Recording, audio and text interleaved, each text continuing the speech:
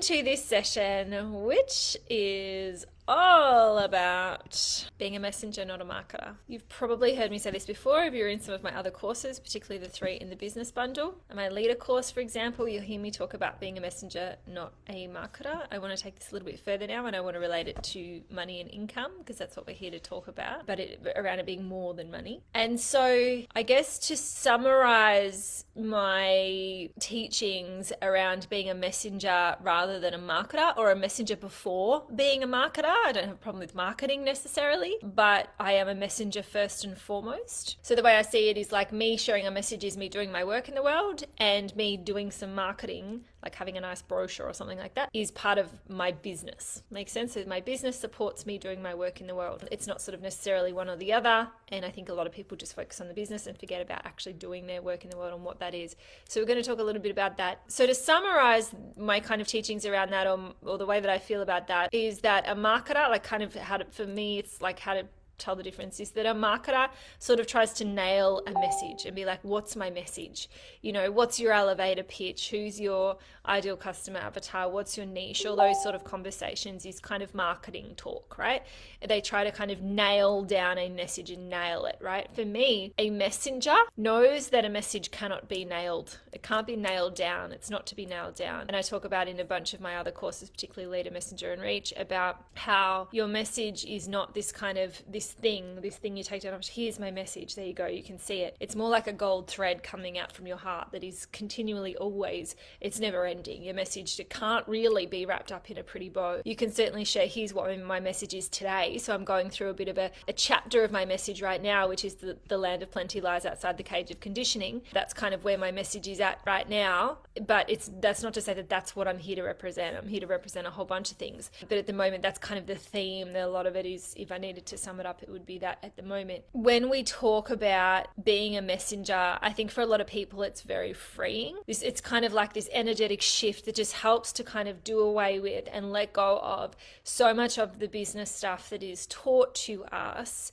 that can really have us trying to fit our magic into boxes, which can be very stifling and is often just more conditioning being taught to us. So what I love is to see people unleash a message, and that just kind of just keeps going and just keeps kind of pouring out, and that your humanness gets to be a part of it, weaved all the way through it. Your divinity gets to be part of it and weaved all the way through it, and nothing necessarily needs to be held down or locked away or hidden or anything like that. Because there's something very beautiful about being here, being a messenger, is that you get to be completely human. And when you're a messenger, you get to be completely divine. When you're a messenger, you get to make the world a better place, because you're here to share a message. You're here to bring a message of love or of abundance or of beauty or of whatever it is that you want to bring to the world. And it's going to be difficult to nail down. It's not meant to be nailed down. It's like trying to describe a color. You might have heard me say that before. Trying to describe your message is like trying to describe a color. It's something that's almost indescribable. So we end up using,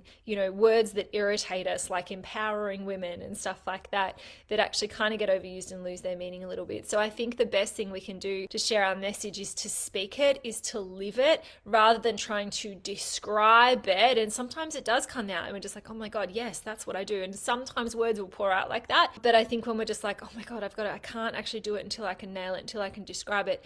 I think that if we are doing our work in the world, then we're kind of almost not worried about that, because we're too busy doing it. We're too busy living it, breathing it, being a walking, talking billboard of what we stand for. So for me, living a soul-led life and showing that and sharing that is more powerful than me telling people you've got to live a soul-led life. Instead, me sharing, this is how I feel about things, this is how I look at things, these are some of the things that I do. And the beautiful thing about social media is it's so easy to do that if we can just kind of let ourselves open our mouth and let it pour forth, and be a channel for a message that is ever evolving, and to have that channel be so wide open. And when I say channel, for me, it just feels like it's kind of my heart. It's just like, if my heart is open, if I'm, clearing my energy out, and some of the things we've talked about having clean and clear energy around things, and not kind of clouding our energy up with, worry about stuff that we can't do anything about, or, things like that, and kind of having a big, wide open heart and having spaciousness in our day to day, so that our message can pour through. I think there's also something beautiful about being elbows deep in our own work and seeing how all the aspects of our life are part of our work. So for me, my parenting journey, I always, for a long time, sort of thought it was separate to my work. And it was like I had my work and then I was a mum and I needed to have time to be this and time to be that. And now it kind of feels like it's all linked, and everything that I experience as a parent feeds through to my work, and everything I'm doing in my work feeds through to my family. And it all kind of is just when I let go of trying to have things be in boxes, which is a very masculine approach, obviously, and kind of let everything just be this beautiful, magical, colorful tapestry, and allowing some of that stuff to come through my message rather than going, well, not all my audience are mothers, so I can't talk about motherhood. Instead, this being like, well, I'm talking about my life and motherhood is part of that, and not everyone here are mothers, but there'll be things that are happening in your life, whether it's a particular, health journey that you're on, or travel, or whatever the kind of, or a relationship, or everybody's got stuff in their life that is all kind of feeding through to their message. And when I look at my life, it's so easy to see that everything that's ever happened has led me to here, and I'm sure that that's the case for everybody, that it's like, oh, I see now how relevant all these seemingly irrelevant things, I see how relevant they actually are to where I'm going and what I'm here to do. So in having that channel be open, for me it feels like an open heart. It might feel different to you, it might feel like it's coming down like this way, but being this channel for this beautiful kind of mad scientist in a lab energy to be happening, where it's like we're asking questions about things and we're having conversations about things and we're pulling things apart and exploring and studying. And a lot of people who do resonate with the concept of being a messenger are very kind of like avid learners and have a lot of fascination and curiosity about life. And when you do have a real fascination and curiosity about life, we find ourselves asking a lot of questions about a lot of things. And when we're asking a lot of questions that we don't necessarily have answers to, or are always, you answer one question and it opens up the next question and it leads you down the next rabbit hole of things you want to learn about, then what can happen is it can feel like, man, I have so much to learn, so therefore I'm not an expert and therefore I can't, teach a thing or whatever. I think there's really something to be said for being a facilitator of conversation and being the mad scientist in a lab who's just playing with theories and presenting theories and, doing research and presenting research. And your research might look like you have interviewing people on your podcast, right? Like that's research, and kind of presenting what you're finding. And that to me is being a messenger, and it's a really beautiful way of doing life. And there's a lot of pressure that then gets taken off to be an expert or a guru, and instead, like from that place as a messenger, you get to be a human and you get to be flawed, and you don't have to be this polished professional persona. In fact, it's so much more powerful if you are not. So having that channel open, and then also with that, also having the channels open for money to come in as a result of the message that you are sharing to support your ability to share that message. So for me, it feels like I share my message, it reaches people, and some of those people are going to want to work with me deeper. So this is kind of the way I see my business model, is that the message is free. What I stand for is free. The information is free. Anyone can ask me anything on my Facebook page on a live stream and I will answer it, right? Like the message is free. The containers are paid. So coming into a container where the message is kind of, distilled down like this program here is like I'm creating an experience. Right? I'm creating an experience where you come and we go through, we dive deeper into a particular topic, whereas on the front line, on my social media, I'm sharing messages, I'm sharing whatever's coming through me. There's not a lot of kind of method to the madness. It's very much like, here's what I want to talk about today. And then inside the programs, a couple of things happen. You get this kind of, what's the word, curated experience. It happens in a particular order. I kind of prepare it a little bit more, so it's a little bit more coherent. There are the prompts and there's the private container, and it's an experience. So the containers are paid, the hands-on help is paid, so any access for support that is private, and private doesn't have to be one-on-one, it can be in a private group or it might be a private one-on-one, those experiences are paid for, because obviously I cannot provide that to everyone in the whole wide world, but I do want to reach millions with my message. And a lot of the people who come to me for support are those people who are not just like, I just want to run a little automated coaching business that makes me 5 figures a month or whatever. It's the people who are like, I really want to change the world, I really want to be renowned, I don't just want to be a coach, I want to be a thought leader. I don't just want to be a business owner, I want to be an agent of change. I want to be someone who people look to for inspiration. And that, whether it's books on shelves in bookshops or standing on stages doing TED Talks or, talking to Russell Brand on his podcast, these are the kind of things that the people I work with are going for, rather than, oh, I'm going for a 6-figure month. And the intention is that a shit ton of money comes in, because money coming in supports you to share your message even bigger, right? It gives you the ability, if you want to work with a PR person, or if you want to, there are particular opportunities that generally you've sort of got to pay to play. And for me, I invested a lot of money in working with someone who specializes in getting books onto big bestseller lists, right? We want the resources to be coming in to support you to take your message wider and bigger and deeper and richer, because your message is important. Your message is beautiful and positive. If it's coming from your soul, it can't not be, right? So the message is free, which is really helps with social media, because I think a lot of people are like, oh, I don't want to give too much away in my social media, because then what will I put in my programs? And I'm like, well, your programs are entirely different. Your programs are a container. It's an experience. It's curated. It's got a degree of privacy to it. It's got a degree of exclusivity to it. It's got, it's got a condensed energy to it, because it is a container, because it has a start and finish point, or, it's an experience that someone goes through. It's a journey that you take them on. So it might be free for me to go like, oh, let me tell you all about Spain, but it would be a paid experience for me to take you on a guided journey through Spain. You know what I mean? Like two entirely different things. So the beautiful thing about seeing yourself as a message and seeing the message as being free is that the social media content pours forth, the emails pour forth, the YouTube videos, or whatever, the podcast, whatever it is that you create. So you don't have to hold back. You don't have to hold anything back. You can open your heart and absolutely let it all absolutely pour out. There's a little kind of visualization analogy that came through when I was taking my notes for this. And that was that, imagine you're a busker. In Melbourne, we have a lot of these kind of buskers. I don't know what that's called or what that looks like at different places around the world. But in Melbourne, we have buskers. So someone will stand, on a street corner and say, sing, and they'll have a hat or a guitar case in front of them that you throw coins in to kind of thank them as a gratitude for this beautiful music that they're bringing to the street. And I had this visualization when I was making these notes of this busker standing on a street. And they can see as you're putting coins in or notes in, and they're like, thank you, as you, they're sort of singing. And I was imagine being the busker and you can't see. Imagine, it's behind you or it's next to you and you can't see what people are putting in. You don't know. Would it affect the way that you sing? If you didn't know what was going in, how would you sing? If someone's standing there and no coins are going in and no one's walking past and no one's giving that feedback, that singer might start to kind of lose their energy a little bit. It might not be so powerful. But if the singer kind of went, it doesn't matter, I'm not going to rely on coins going in the hat to keep my energy up, then that singer is potentially going to bring even more power to, because it's not about that. It's about, I got something to sing here.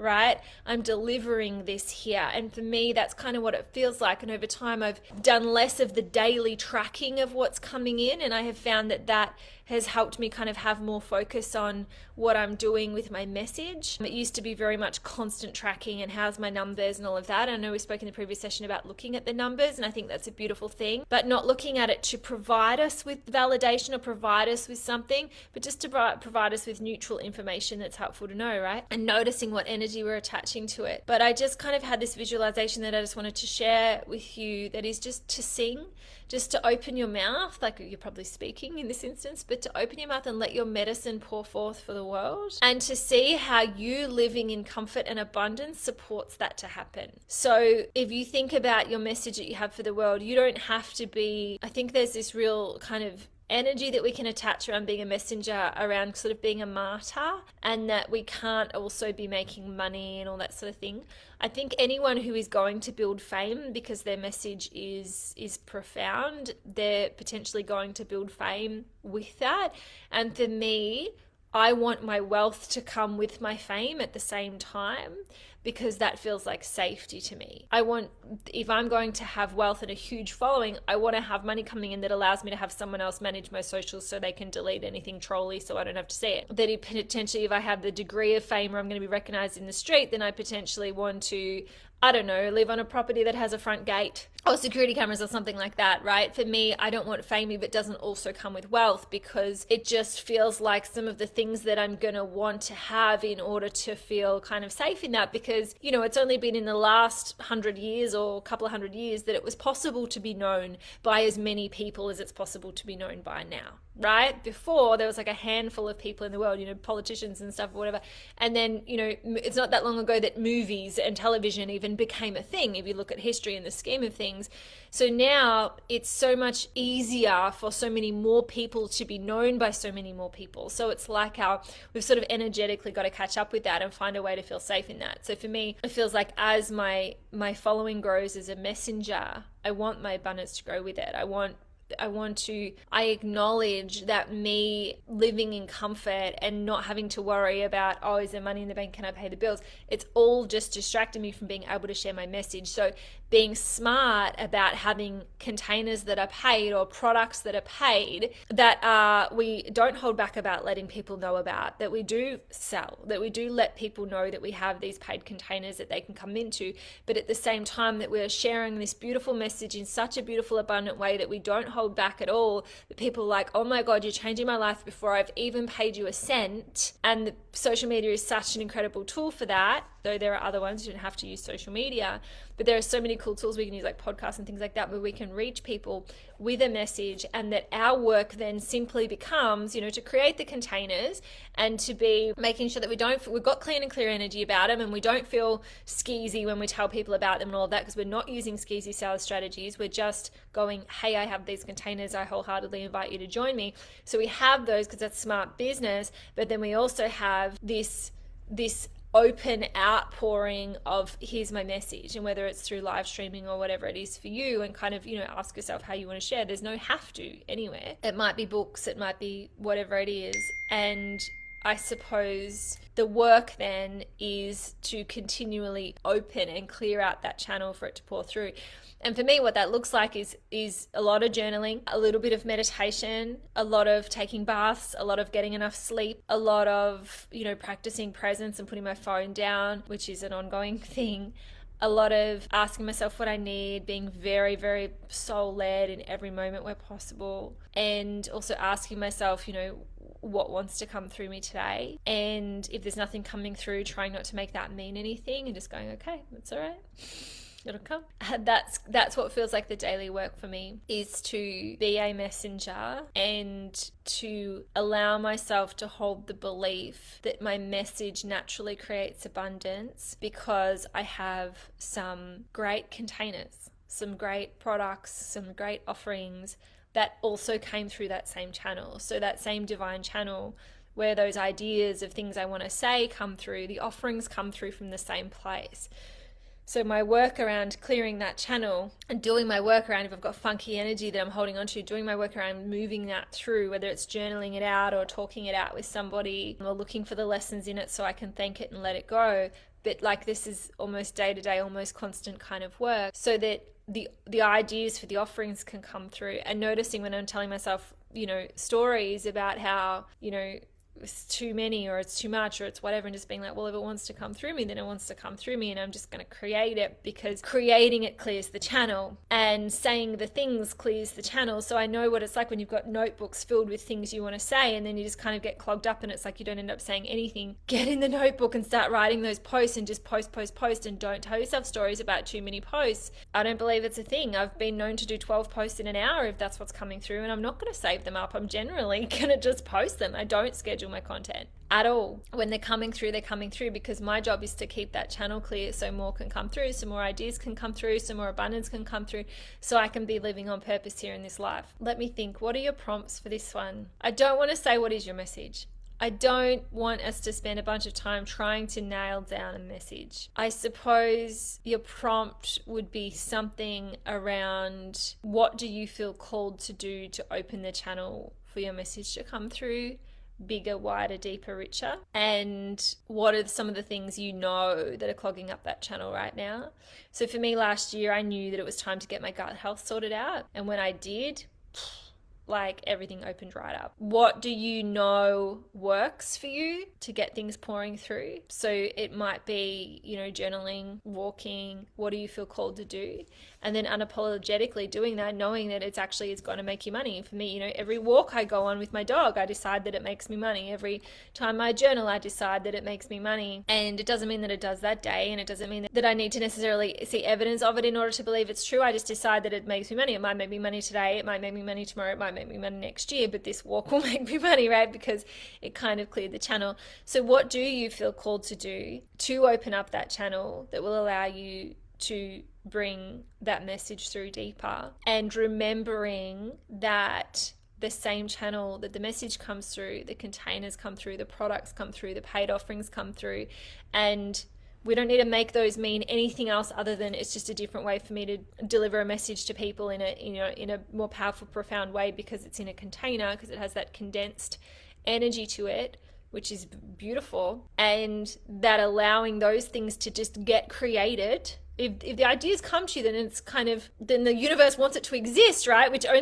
makes perfect sense that the universe would support you to get people into it. So the ideas, if it's coming through, then the ideas of how to get people into it, how to sell it, how to fill it, it's all going to come from the same place. So our work is to be continually clearing that channel. So we can, it's like clearing our throat so we can sing, and not necessarily relying on the sales to be the coins in the hat to fuel us, to keep us going, and to have it be that the sharing of the message is the fuel. The message coming through is the fuel in and of itself. So I think there's a lot of things we do that clog it up: drinking too much, not eating well, not moving our bodies, not having any spaciousness, scrolling too much. There's a whole bunch of stuff that we do. And I think rather than me saying this is what you've got to do, what I'd love you to do is a little bit of self-inquiry and ask yourself, what is it time for me to do that will allow this to come through in even bigger and more beautiful, more profound, in-depth ways? And what's the stuff that I've been taught to do as a marketer that is just clogging up my channel? Like, it might be scheduling posts. You might have been taught to schedule posts and batch your posts. For me, there's nothing that's going to clog my channel up like doing that. Right? The message is always coming through because the message is part of who I am. It's like breathing. It doesn't mean that everything ends up in a post. Some things just go in my journal and never become a post, and that's fine. Some things float around my head for a couple of days before they come out. But I know that when it gets backed up enough, I start to feel a bit creatively constipated, and that's not a fun feeling. Ever since I've been doing this, posting as it comes through, I get another within a few hours. Yes, love that I learned this. Others teach to schedule and wait. Yeah, so that's marketers. So I think it's really helpful to see the difference between marketers and messengers. So a marketer will tell you to schedule and wait and save them up. A messenger is like, get it out there, get it out there, get it out there. There's more behind it, there's more behind it.